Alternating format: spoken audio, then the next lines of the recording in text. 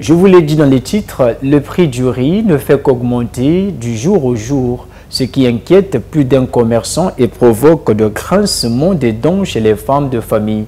Dans le reportage que vous allez suivre, il est question de quelques causes de cette flambée de prix, mais également d'une esquisse de solution, le tout avec Fulgence Vikomo. Voici désormais comment se présente la situation de prix de sac de riz dans les marchés de Magno. Betani suba riz cassé il a 13 500. Ah ouais, mais comment a 14 500. Betani suba na riz simple na 12 500. Ya mais comment a 14 500. Yanga betani suba yandi na 12 500, mais comment a 13 500. Maintenant yanda qui riz parfumé, betani suba ya ou na 3 500, mais comment a 3 750. Pourtant, il y a peu, le sac de riz avait connu une augmentation de 1000 francs CFA.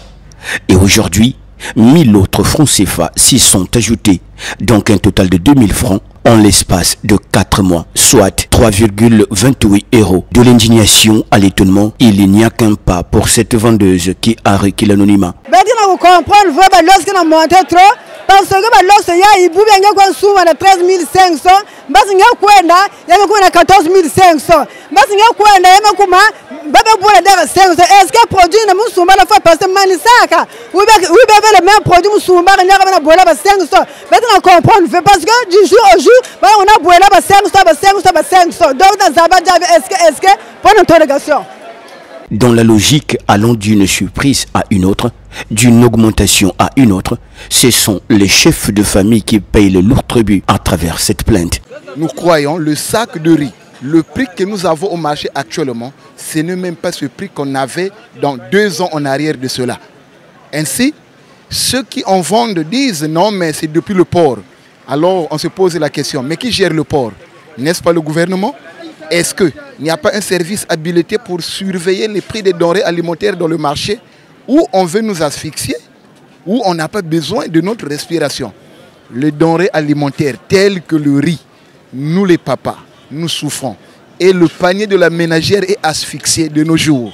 Même si les gros importateurs, parmi lesquels les établissements Nyangadou ou la société SMC et même le directeur départemental du commerce à Pointe-Noire refusent de donner les détails sur cette flambée de prix du sac de riz, un cultivateur du riz local énumère l'une des causes saillantes de cette augmentation. Les sacs de riz par exemple qui ont grimpé, ça a quitté 10 000 et ça arrivé jusqu'à 14 500.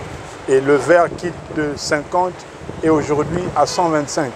Donc vous voyez que le problème lié à la flambée des prix est aussi bien un problème interne, c'est-à-dire il y a une sous-production de certains produits localement et je pense que c'est un problème lié à la sous-production déjà avec les agriculteurs, mais aussi au niveau de l'État qui doit mettre des mécanismes de réforme liés à la production agricole afin de pouvoir doper la production et à ce moment-là réduire les importations et réguler les prix de telle sorte que nous puissions avoir de la production locale à très bon prix sur le marché. Comme un mal qui gangrène la société congolaise, l'augmentation du prix du sac de riz frappe toutes les bourses. Il faut vite proposer de pistes de sortie devant cette crise. Si aujourd'hui nous parlons d'une insécurité alimentaire, ce qui veut dire que nous sommes en guerre sur le plan alimentaire, ça veut dire que si déjà lorsque nous sommes en guerre, il y a des services militaires obligatoires qui se font dans beaucoup de pays,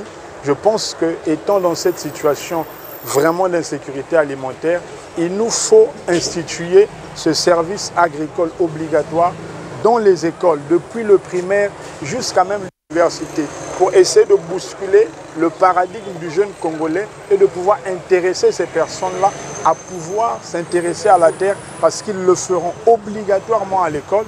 Et même au-delà de ça, il y a des bébés noirs, il y a des gens qui sont dans les prisons.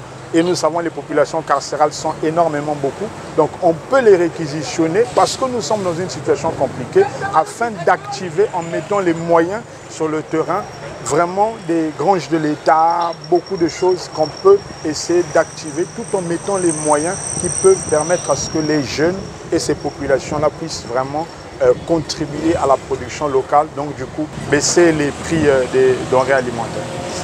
Malgré d'incessants appels à retourner vers la terre et des promesses de la part du gouvernement congolais à soutenir une agriculture locale, rien n'y est fait jusque-là. Le Congolais reste un peuple consommateur au lieu d'être un peuple producteur. Peut-être que c'est le moment de se réveiller et de prendre la destinée du pays en main et de ne plus vivre de telles situations.